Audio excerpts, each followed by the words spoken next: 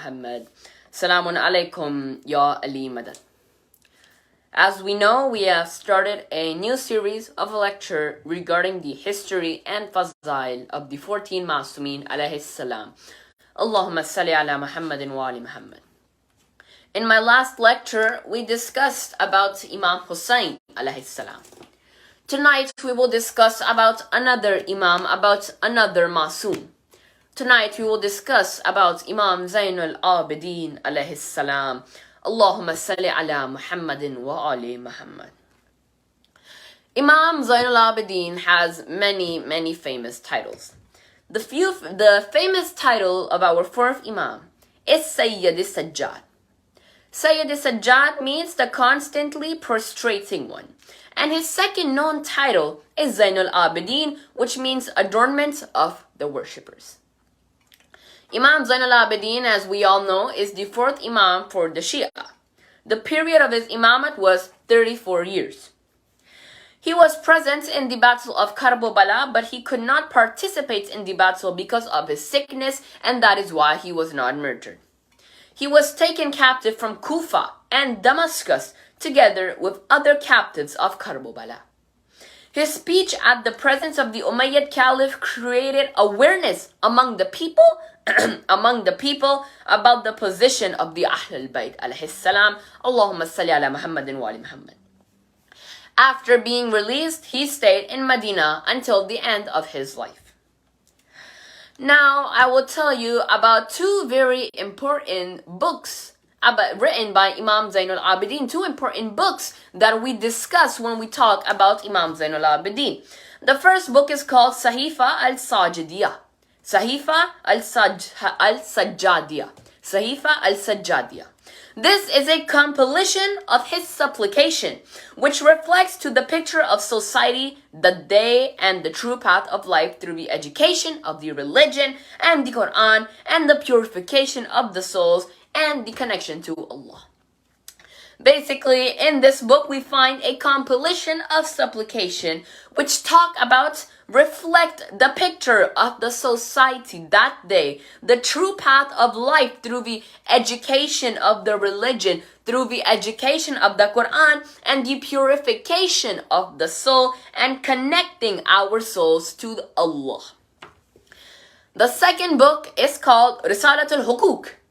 Risalatul Hukuk, also some people may know it as Treatise on Rights. Treatise on Rights. What is Treatise on Rights? What is Risalatul Hukuk? Well, this is his other work, which contains 51 rights. Rights about our body, rights of a teacher, of a parent, of a children, rights of the parts of certain body parts. It is a short treatise containing duties a human being has. In general, 51 rights that talk about the rights of us, our parents, grandparents, teachers, our body parts, rights of our fingers, of our ears, of our eyes. It's a short compilation of treatises that talk about the 51 rights a human being has. I think we all know that Imam Sajjad, our fourth Imam, was the son of Imam Hussein, our third Imam. Imam Sajjad, his mother was Bibi Shahrbano, who was an Iranian princess and of course the wife of Imam Hussein. Imam Sajjad was married to Fatima bint Hassan, the daughter of Imam Hassan. The children of Imam Sajjad the famous ones are, as we all know, Imam Muhammad Baqir. The mother of Imam Muhammad Baqir was Bibi Fatima bint Hassan, who was the wife of Imam Sajjad. Imam Zainul Abidin had other children, such as ones I already named, Imam Muhammad Baqir. There was one of his sons, Abdullah. There was Al-Hassan. We have Al-Hussein. We also have Abdul Rahman. But do you know that one of his famous sons, one famous character in Islam, is the son of Imam Sajjad? When I talk about this famous character, I am referring to Hazrat Zaid alayhi salam. As we all know, us Zaidi Sadat, we come from the descendants of Hazrat Zaid. He was murdered in Kufa during the Umayyad Khilafat. Hazrat Zaid is one of the famous sons of Imam Sajjad, and Zaidi Sadat come from the descendants of Hazrat Zaid. As I mentioned in the beginning, Imam Sajjad was present during the Battle of Karbala. And on the day of Imam Hussein and his companions were murdered, Imam Sajjad was severely sick, severely ill, because Allah wanted to continue the Khilafat, which is why Allah saved Imam Zainul Abidin, Imam Sajjad. After the tragedy of Karbala, they captured the family of Imam Hussein. They took them to Kufa and Damascus. Upon taking them from Karbala to Kufa, they put Jami'a. Jami'a means putting hand-to-neck chains on Imam Zainul Abidin. And since, as I mentioned, Imam Zainul Abidin was extremely sick and he could not keep sitting on the back of the camel, they fastened his feet under the belly of the camel. You can see by me explaining this the hate they had towards the Ahlul Bayt, the hate they had towards the family of Imam Hussein.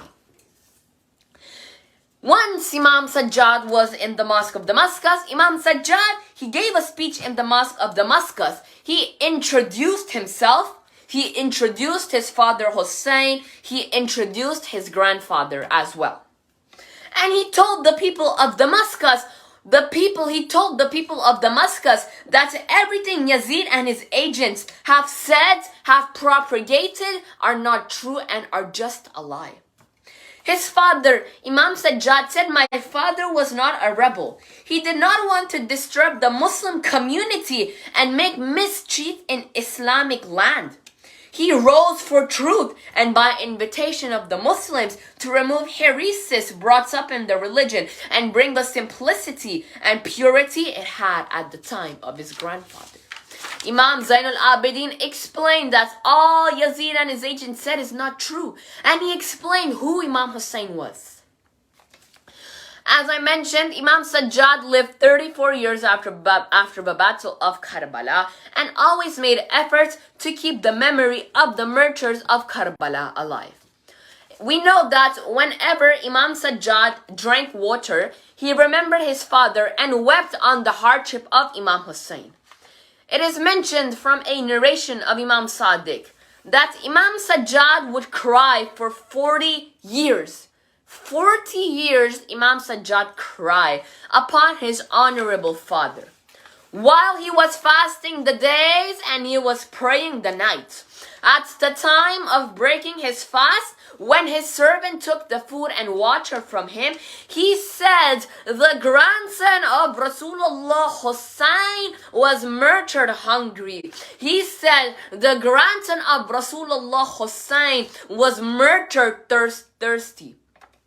Imam Sajjad frequently repeated this phrase and he would cry so much that his tears would mix with his food and the drinks. He was in such state of grief until he passed away 34 years later after the tragedy of Karbala. By reading the Masaib of Imam Zainul Abidin, we can see how much grief, how much sorrow he had for the passing of his father, Imam Hussein. My Azadar, please remember, please recite aloud salawat.